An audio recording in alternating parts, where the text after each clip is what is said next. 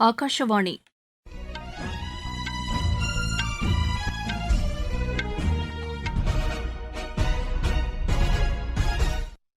செய்திகள் வாசிப்பவர் வடிவழகி கபிலன். தலைப்புச் செய்திகள்: அரசுமுறை பயணமாக இஸ்ரேல் புறப்பட்டுச் சென்றுள்ள பிரதமர் திரு நரேந்திர மோடி அந்நாட்டு பிரதமர் திரு பெஞ்சமின் நெத்தன்யாகுவுடன் இன்று இருநாட்டு உறவுகள் குறித்து ஆலோசனை மேற்கொள்கிறார். மேற்கு வங்கத்தில் சட்டப்பேரவைத் தேர்தல் அறிவிக்கப்பட உள்ள நிலையில் மத்திய ஆயுத காவல் படையினருக்கான வாகனங்களில் இருப்பிடம் காட்டும் கருவியை பொருத்துவதற்கு தேர்தல் ஆணையம் முடிவு செய்துள்ளது. உலகில் அமைதியை நிலைநாட்டுவதற்கு அணுசக்தியை ஆக்கப்பூர்வமான பணிகளுக்கு மட்டுமே பயன்படுத்த வேண்டும் என்று வெளியுறவுத்துறை செயலர் திரு விக்ரம் மிஸ்ரி வலியுறுத்தியுள்ளார். உலகிலேயே பொருளாதாரத்தில் வலுவான நாடாக அமெரிக்கா உருவெடுத்துள்ளதாக அந்நாட்டு அதிபர் திரு டொனால்டு ட்ரம்ப் தெரிவித்துள்ளார். புரோ ஹாக்கி லீக் போட்டியில் இந்தியா இன்று ஆஸ்திரேலியாவை எதிர்கொள்கிறது. இனி விரிவான செய்திகள். பிரதமர் திரு நரேந்திர மோடி இஸ்ரேல் பிரதமர் திரு பெஞ்சமின் நெத்தன்யாகுவுடன் இன்று இருதரப்பு உறவுகள் குறித்து ஆலோசனை மேற்கொள்கிறார். இஸ்ரேல் பயணம் தொடர்பாக பிரதமர் வெளியிட்டுள்ள அறிக்கையில் தமது 2 நாள் பயணத்தின் மூலம் இந்தியா இஸ்ரேல் இடையேயான உறவு மேம்படும் என்று நம்பிக்கை தெரிவித்துள்ளார். இஸ்ரேல் பிரதமர் திரு பெஞ்சமின் நெத்தன்யாகுவுடன் பேச்சுவார்த்தை நடத்துவதற்கு ஆவலுடன் உள்ளதாக அவர் கூறியுள்ளார். அறிவியல் தொழில்நுட்பம், விவசாயம், புத்தாக்க தொழில்நுட்பம் உள்ளிட்ட பல்வேறு துறைகளில் இரு நாடுகளுக்கிடையே ஒருங்கிணைந்து செயல்படுவது குறித்து முக்கியமாக விவாதிக்கப்படும் என்று திரு நரேந்திர மோடி தெரிவித்துள்ளார். தமது இஸ்ரேல் பயணத்தின்போது அந்நாட்டு அதிபர் திரு ஐசக் ஹெர்சோகோவை சந்தித்து பேச உள்ளதாகவும் பிரதமர் கூறியுள்ளார். பிரதமர் திரு நரேந்திர மோடி இன்று மாலை இஸ்ரேல் நாடாளுமன்றத்தில் உரையாற்ற உள்ளதாக இஸ்ரேலுக்கான இந்திய தூதர் திரு ஜே.பி. சிங் தெரிவித்துள்ளார். இஸ்ரேல் நாடாளுமன்றத்தில் இந்திய பிரதமர் ஒருவர் பேச உள்ளது இதுவே முதல் முறையாகும் என்று அவர் கூறியுள்ளார்.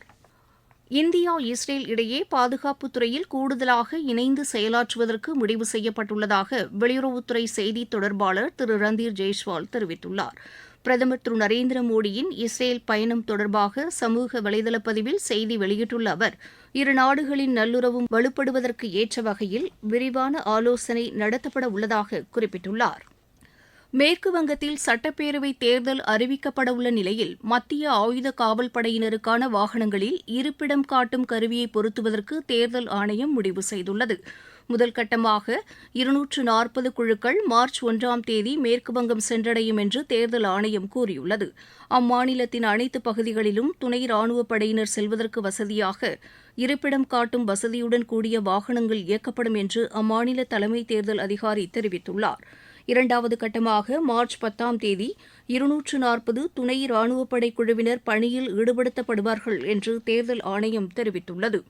இந்த குழுவில் மத்திய துணை ராணுவப்படை, எல்லை ராணுவப்படை, மத்திய தொழிலக பாதுகாப்பு படை, இந்தோ திபெத் எல்லை பாதுகாப்பு படை மற்றும் சிறப்பு காவல் படைகளைச் சேர்ந்த வீரர்கள் பாதுகாப்பு பணியில் ஈடுபடுத்தப்படுவார்கள் என்று தெரிவிக்கப்பட்டுள்ளது. ராணுவம் மற்றும் அக்னி வீரராக பணியாற்றி ஓய்வு பெற்றவர்களுக்கு மீண்டும் பணியாற்றுவதற்கு வசதியாக இந்திய ராணுவமும் இந்திய ரயில்வேயும் இணைந்து புதிய திட்டத்தை அறிமுகப்படுத்த உள்ளது.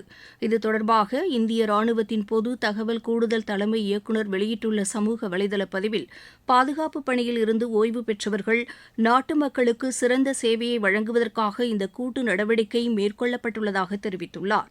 நாட்டின் வளர்ச்சியை ஊக்குவிப்பதற்கு ஏற்றவாறு இந்த திட்டம் அறிமுகப்படுத்தப்படும் என்று அவர் கூறியுள்ளார். இந்திய ராணுவம், கடற்படை மற்றும் எல்லை பாதுகாப்பு படையினர் மேற்கொண்ட வாகன யாத்திரை புதுதில்லியில் உள்ள தேசிய போர் நினைவு சின்னத்தில் நிறைவு பெற்றது. கடந்த 3ஆம் தேதி தொடங்கிய பாரத் ரன் பூமி தர்ஷன் என்ற இந்த யாத்திரை 3400 கிலோமீட்டர் தொலைவுக்கு நடைபெற்றது. 22 நாட்கள் நடைபெற்ற இந்த பயணம் குஜராத், ராஜஸ்தான் மாநிலங்கள் வழியாக புதுதில்லியில் நிறைவு பெற்றது. போரின் போது வீர மரணம் அடைந்தவர்களுக்கு புகழஞ்சலி செலுத்தும் வகையில் இந்த பயணம் இருந்ததாக எமது செய்தியாளர் தெரிவிக்கிறார். நீங்கள் கேட்டுக்கொண்டிருப்பது ஆகாஷவாணியின் செய்தி அறிக்கை. மக்கள் போற்றும் மத்திய பட்ஜெட். தமிழகத்தின் ரயில் மேம்பாட்டு திட்டங்களுக்கு 7611 கோடி ரூபாய் நிதி ஒதுக்கீடு. சென்னையிலிருந்து ஹைதராபாத் மற்றும் பெங்களூருவுக்கு புல்லட் ரயில் வழித்தடம். தென்னை விவசாயிகளுக்கான ஊக்குவிப்பு திட்டம். ஆதிச்சநல்லூரில் சர்வதேச தரத்திலான கலாச்சார மையம். பொதிகை மலையில் மலையேற்றத்திற்கான வழித்தடம். பழவேற்காடு ஏரியில் பறவைகள் காட்சி மையம். மாவட்டம் தோறும் மகளிர் விடுதிகள். தமிழகம் மட்டுமின்றி நாடே போற்றும் மத்திய பட்ஜெட். வளர்ச்சியடைந்த இந்தியாவிற்கான பயணத்தில் மோடி அரசு தொடரும் சீர்திருத்த நடவடிக்கைகள். உலகில் அமைதியை நிலைநாட்டுவதற்கு அணுசக்தியை ஆக்கப்பூர்வமான பணிகளுக்கு மட்டுமே பயன்படுத்த வேண்டும் என்று வெளியுறவுத்துறை செயலர் திரு விக்ரம் மிஸ்ரி வலியுறுத்தியுள்ளார். சர்வதேச அணு ஆயுத குறைப்பு மாநாட்டில் காணொலி வாயிலாக உரையாற்றிய அவர், ராணுவ பணிகளுக்கு செயற்கை நுண்ணறிவு தொழில்நுட்ப பயன்பாடு பொறுப்பான வகையில் மேற்கொள்ளப்பட வேண்டும் என்று தெரிவித்தார். பாதுகாப்புத்துறைக்கென்று சிறப்பு நெறிமுறைகள் உருவாக்கப்பட வேண்டும் என்று அவர் குறிப்பிட்டார். வளரும் நாடுகளின் நலனை கருத்தில் கொண்டு வளர்ச்சிப் பணிகளுக்காக மட்டுமே செயற்கை நுண்ணறிவு தொழில்நுட்பம் பயன்படுத்தப்பட வேண்டும் என்றும் திரு விக்ரம் மிஸ்ரி கேட்டுக் கொண்டார்.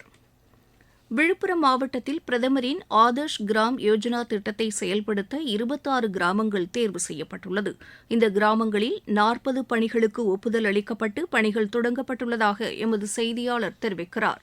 விழுப்புரம் மாவட்டத்தில் மத்திய அரசின் திட்டமான பிரதம மந்திரி ஆதர்ஷ் கிராம யோஜனா திட்டத்தின் கீழ் 50% மேல் ஆதிதிராவிடர்கள் வசிக்கும் கிராமங்களை தேர்வு செய்து அங்கு அனைத்து அடிப்படை வசதிகளையும் மேற்கொள்வதே இத்திட்டத்தின் நோக்கமாகும். இத்திட்டத்தில் விழுப்புரம் மாவட்டத்தில் இந்த ஆண்டு 26 கிராமங்களை தேர்வு செய்து அந்த கிராமங்களின் 46 பணிகளுக்கு ஒப்புதல் வழங்கப்பட்டு அதற்காக ரூபாய் 5,40,00,000 நிதி ஒதுக்கப்பட்டு தற்பொழுது பணிகள் துவங்கியுள்ளன. விழுப்புரத்திலிருந்து ஜி. சுரேஷ்.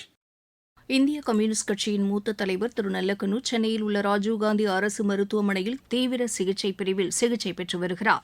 101 வயதாகும் மூத்த தலைவருக்கு வெண்டிலேட்டர் உதவியுடன் சிகிச்சை அளிக்கப்பட்டு வருவதாக மருத்துவமனை வட்டாரங்கள் தெரிவிக்கின்றன. கடந்த 20 நாட்களாக சிறுநீரக செயலிழப்பு மற்றும் நிமோனியா காரணமாக அவர் சிகிச்சை பெற்று வருவதாக எமது செய்தியாளர் தெரிவிக்கிறார். உலகிலேயே பொருளாதாரத்தில் வலுவான நாடாக அமெரிக்கா உருவெடுத்துள்ளதாக அந்நாட்டு அதிபர் திரு டொனால்டு ட்ரம்ப் தெரிவித்துள்ளார். அமெரிக்காவில் இன்று உரையாற்றிய அவர் தமது தலைமையில் அமெரிக்கா மீண்டும் வலுவடைந்த நாடாக மாறியுள்ளதாக கூறினார். தேசிய பாதுகாப்பு, எல்லை கட்டுப்பாடு குறித்து உரையாற்றிய அவர் தமது நிர்வாகத்தின் மூலம் அமெரிக்க எல்லை பாதுகாப்பாக இருப்பதாக தெரிவித்துள்ளார். கடந்த 9 மாதங்களில் அமெரிக்காவிற்கு சட்டவிரோதமாக குடியேறுவதை முற்றிலும் தடை செய்துள்ளதாக அவர் கூறினார். அமெரிக்காவில் கொலை சம்பவங்கள் கடந்த 125 ஆண்டுகளில் இல்லாத அளவுக்கு குறைந்துள்ளதாக அவர் குறிப்பிட்டார். நாட்டின் பொருளாதாரம் வளர்ச்சி அடைந்துள்ளதாக கூறிய அவர் செயற்கை நுண்ணறிவு நிறுவனங்களை மேம்படுத்த புதிய திட்டங்கள் கொண்டுவரப்பட்டுள்ளதாக தெரிவித்தார். புதிய தொழில் நிறுவனங்களுக்கு தேவையான மின்சாரத்தை உற்பத்தி செய்ய தனியார் மின் நிலையங்கள் அமைக்க வேண்டும் என்றும் அவர் வலியுறுத்தினார். கடந்த ஆண்டு அமெரிக்காவில் பல்வேறு மாற்றங்கள் ஏற்பட்டுள்ளதாக கூறிய திரு டொனால்டு ட்ரம்ப் அமெரிக்க நாட்டின் வளர்ச்சிக்கு தேவையான அனைத்து திட்டங்களும் செயல்படுத்தப்படும் என்று கூறினார். புரோ ஹாக்கி லீக் போட்டியில் இந்தியா இன்று ஆஸ்திரேலியாவை எதிர்கொள்கிறது. ஹோபர்ட் நகரில் இப்போட்டி இன்று பிற்பகல் 2 மணிக்கு தொடங்குகிறது. ஹூபள்ளியில் நடைபெற்று வரும் ரஞ்சிக்கோப்பை கிரிக்கெட் இறுதிப் போட்டியின் 2வது நாளான இன்று கர்நாடக அணிக்கு எதிரான ஆட்டத்தில் ஜம்மு காஷ்மீர் அணி தனது முதலாவது இன்னிங்ஸில் உணவு இடைவேளை வரை 4 விக்கெட் இழப்பிற்கு 380 ரன் எடுத்துள்ளது. ஜெர்மன் ஓபன் பேட்மிண்டன் போட்டியின் ஆடவர் ஒற்றையர் பிரிவு முதல் சுற்று ஆட்டத்தில் இந்தியாவின் கிரண் ஜார்ஜ் இன்று பிரான்சின் கிறிஸ்டோ பொப்போவை எதிர்கொள்கிறார். முல்ஹைம் நகரில் நடைபெற்று வரும் இப்போட்டியின் மற்றொரு முதல் சுற்று ஆட்டத்தில் இந்தியாவின் தருண் மன்னேப்பள்ளி தைவானின் ஜூ வெய் வேங்கை எதிர்கொள்கிறார். மீண்டும் தலைப்புச் செய்திகள். அரசுமுறை பயணமாக இஸ்ரேல் புறப்பட்டுச் சென்றுள்ள பிரதமர் திரு நரேந்திர மோடி அந்நாட்டு பிரதமர் திரு பெஞ்சமின் நெத்தன்யாகுவுடன் இன்று இருநாட்டு உறவுகள் குறித்து ஆலோசனை மேற்கொள்கிறார். மேற்கு வங்கத்தில் சட்டப்பேரவை தேர்தல் அறிவிக்கப்பட உள்ள நிலையில் மத்திய ஆயுத காவல் படையினருக்கான வாகனங்களில் இருப்பிடம் காட்டும் கருவியை பொருத்துவதற்கு தேர்தல் ஆணையம் முடிவு செய்துள்ளது. உலகில் அமைதியை நிலைநாட்டுவதற்கு அணுசக்தியை ஆக்கப்பூர்வமான பணிகளுக்கு மட்டுமே பயன்படுத்த வேண்டும் என்று வெளியுறவுத்துறை செயலர் திரு விக்ரம் மிஸ்ரி வலியுறுத்தியுள்ளார். உலகிலேயே பொருளாதாரத்தில் வலுவான நாடாக அமெரிக்கா உருவெடுத்துள்ளதாக அந்நாட்டு அதிபர் திரு டொனால்டு ட்ரம்ப் தெரிவித்துள்ளார். புரோ ஹாக்கி லீக் போட்டியில் இந்தியா இன்று ஆஸ்திரேலியாவை எதிர்கொள்கிறது. இத்துடன் இந்த செய்தி அறிக்கை நிறைவு பெற்றது. எமது செய்திகளை சமூக வலைதள பக்கங்களில் ஏஆர் நியூஸ் சென்னை என்ற முகவரியிலும் RNU சென்னை என்ற யூடியூப் சேனலிலும் உடனுக்குடன் அறிந்து கொள்ளலாம்.